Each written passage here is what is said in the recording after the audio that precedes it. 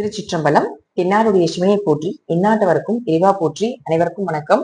இன்னைக்கு நம்ம பார்க்கக்கூடிய பதிவு என்னன்னு பாத்துட்டீங்கன்னா, டிசம்பர் மாத பலனை பத்தி தான் நம்ம பார்க்க போறோம். அதற்கு முன்னாடி நம்மளுடைய சேனலை சப்ஸ்கிரைப் பண்ணிக்கோங்க.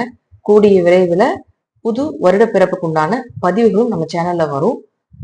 அனைவருக்குமே இனிய ஆங்கில புத்தாண்டு நல்வாழ்த்துக்கள். இப்போ இந்த மாசம் என்னென்ன கிரகங்கள் மாறுறாங்க, என்ன யோகத்துல இருக்காங்க அப்படிங்கறத நம்ம பார்க்கலாம். சனி பகவான் வக்ர நிவர்த்தி ஆயிட்டார். அதே போல பாத்துட்டீங்கன்னா குரு பகவான் வக்ர கதியில இருக்கார். குரு வக்ரமா இருக்கு அப்படின்னா உங்க ஜாதகத்துல இந்த மாசம் பாத்துட்டீங்கன்னா ஓரளவுக்கு நன்மைகள் அப்படிங்கிறது உண்டு. பொதுவாகவே ஜாதகத்துல குரு வக்ரமாக இருக்கக்கூடியவர்களுக்கு பாத்துட்டீங்கன்னா பணம், நகை, குழந்தைகள் சார்ந்த விஷயத்துல கவனமா இருக்கணும் அப்படின்னு நம்ம சொல்லுவோம். அதே போல உங்க ஜாதகத்துல குரு வக்ரமா இருக்கா இல்லையா அப்படிங்கிறது ஒரு தடவை செக் பண்ணிக்கோங்க. அடுத்தது பாத்துட்டீங்கன்னா தனுசு வீட்டுக்கு சுக்கிர பகவான் அப்படின்னு சொல்லக்கூடியவர் 20ஆம் தேதி வரப்போகிறார். செவ்வாய் அப்படின்னு சொல்லக்கூடியவர் 7ஆம் தேதி தனுசு வீட்டுக்கு வரப்போகிறார். செவ்வாயும் சுக்கிரனுடைய சேர்க்கை அப்படிங்கிறது கன்ஸ்ட்ரக்ஷன் ஒர்க் பண்ணக்கூடியவர்களுக்கு, கட்டுமான பணி, அழகு சாதனம் சம்பந்தப்பட்ட இது போல இருக்கக்கூடிய லக்ஸரியான ஒரு தொழில் பண்ணக்கூடியவர்களுக்கு நல்ல யோகத்தை கொடுக்கக்கூடிய ஒரு அமைப்பு. ஏன்னா தனுசு வீட்டுல எந்த கிரகங்கள் இருந்தாலும் தோஷம் இல்லை அப்படிங்கறது அமைப்பு. அடுத்தது சூரியன் அப்படின்னு சொல்லக்கூடியவர் 15ஆம் தேதி அவரும் தனுசு வீட்டுக்கு வரப்போகிறார். புதன் அப்படின்னு சொல்லக்கூடியவர் 6ஆம் தேதி பாத்துட்டீங்கன்னா விருச்சிக வீட்டுக்கு வரப்போகிறார். நேரா இப்ப இருக்கக்கூடிய இந்த தனுசு வீட்டில் இருக்கக்கூடிய இந்த 3 கிரகத்தையும் குரு பார்க்கிறார். இது மிகப்பெரிய யோகத்தை கொடுக்கக்கூடிய ஒரு அமைப்பு இருக்கு இந்த மாசம். ஒவ்வொரு ராசிக்கும் என்னென்ன மாதிரி விஷயங்களை அவர் கொடுக்க போகிறார் அப்படிங்கிறத நாம முழுமையாக இந்த பதிவுல பார்க்கலாம். கடக ராசிக்குண்டான டிசம்பர் மாத பலனை பத்தி பார்க்கலாம். ராசியை விட்டு குரு மேல போயிட்டார். ஆனாலும் வக்ரகதி தான். ராசிக்குள்ள இருந்தாலும் ராசியை விட்டு 12ஆம் இடத்துக்கு போகும் பொழுது ஒரு விதமாக சுப நிகழ்ச்சிகள், நன்மைகள், பயணங்கள், ஒரு பக்கம் விசேஷத்துக்கு போயிட்டு வர்றது, அங்க ஒரு பெயர் புகழ் கிடைப்பது, கொஞ்சம் சுப விரயங்கள் நடக்கிறது, இதெல்லாம் நடக்கும். அவரே 9ஆம் அதிபதி ஆகி 12ல போய் உங்களுக்கு மறைஞ்சு வக்கரம் ஆகும் பொழுது அப்பாவுடைய உடல்நிலையில கொஞ்சம் கவனமா இருக்கணும். தந்தை வழியிலிருந்து வரக்கூடிய எந்த விஷயமாக இருந்தாலும் ஒரு முறைக்கு பல முறை யோசிச்சு அதை செயல்படுத்தணும். அவரே 6ஆம் அதிபதியும் குருவாகி போய் 12ல நிக்கிறார். அப்போ யாராவது வெளிநாட்டுல வேலை தேடிட்டு இருக்கீங்க, வெளியூர்ல வேலை தேடிட்டு இருக்கீங்க, வேலை விஷயமா வெளிநாடு வெளியூர் போகணும், இது போல சில விஷயங்கள் இருக்குது அப்படின்னா தாராளமாக பயன்படுத்தி கொள்ளலாம்.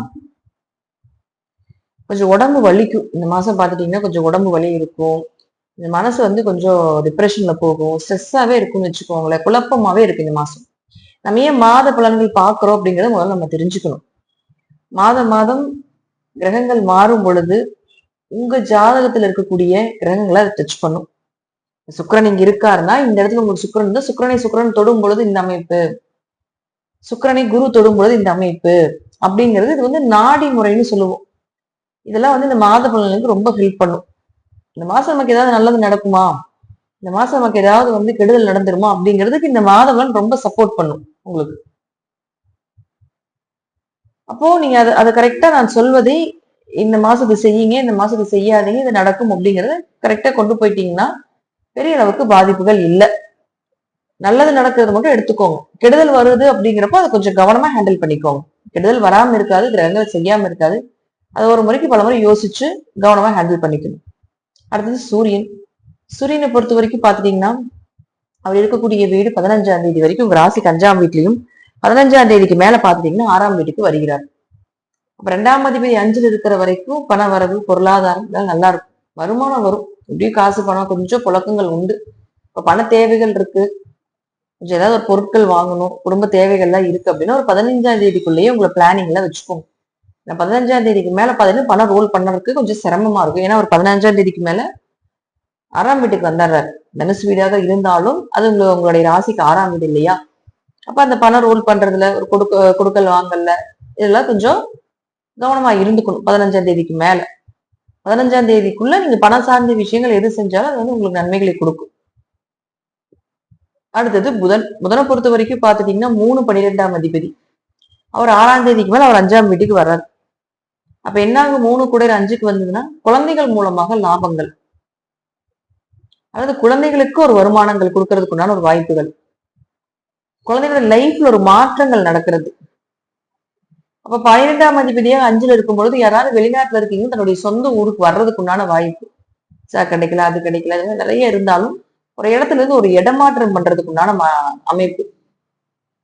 சும்மாவாவது வெளிநாட்டுல இருந்து வந்து ஒரு நம்ம நாட்டுக்கு வந்துட்டு போறது, அல்லது அந்த இடத்துல இருந்துட்டு இன்னொரு கண்ட்ரி மாறி போறது, இதெல்லாம் கேட்பாங்க நிறைய பேர்.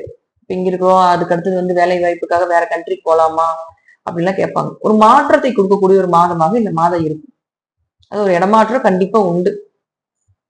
ஏன்னா அவர் நிக்கிறது 4ஆம் இடங்கிறது சுக்கிரன்.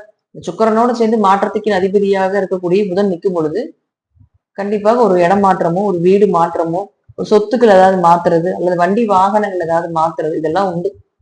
பழைய வண்டியை பொருள் புதுசா வாங்குறது, இந்த மாதிரி அமைப்பெல்லாம் நிச்சயமா ஏற்படுத்தி கொடுப்பார்.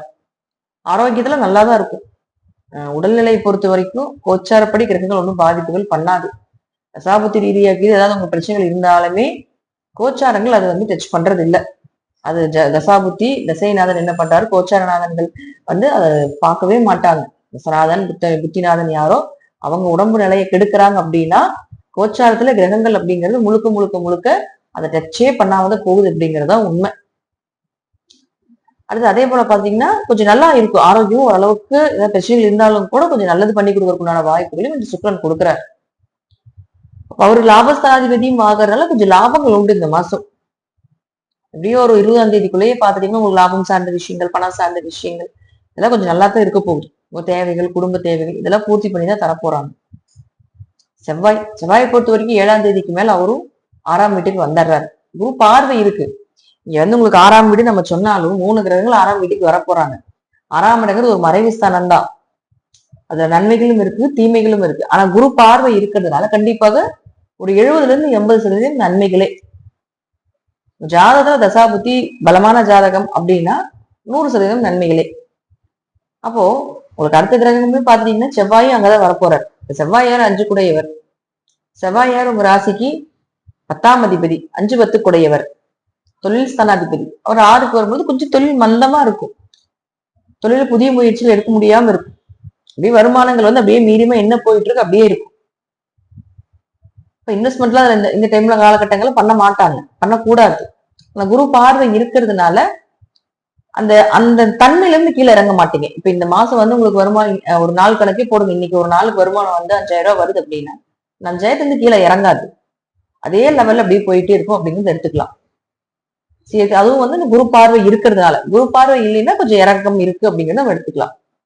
அவரே உங்களுக்கு 6 குடையவராகி 7 இருக்கிறதுனால கொஞ்சம் கடன் சார்ந்த விஷயங்கள், குடும்பத்துக்காக கடன் வாங்குறது, மனைவிக்காக கடன் வாங்குறது, கணவனுக்காக கடன் வாங்குறது, அல்லது கணவன் மனைவிக்கு ஏதாவது ஒரு ஆரோக்கியத்துல பிரச்சனைகள் ஏற்படுது, ஒரு நோய் நொடிகள் வர்றதுக்கு உண்டான வாய்ப்புகள் இதெல்லாம் ஏற்படுத்தி கொடுப்பார். முடிஞ்ச அளவுக்கு வயிறு உபாதைகள் நிறைய வரும்.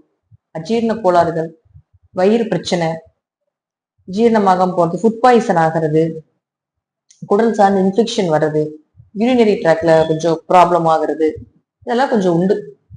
ஸோ இதுல எல்லாம் கொஞ்சம் கவனமா இருந்து பார்த்துக் கொள்வது என்பது நல்லது. ஸோ கடகத்தை பொறுத்த வரைக்கும் இந்த மாதம் சனி வக்கர நிவர்த்தியும் ஆயிட்டார். தாராளமா தைரியமா இருக்கலாம். நீங்கெல்லாம்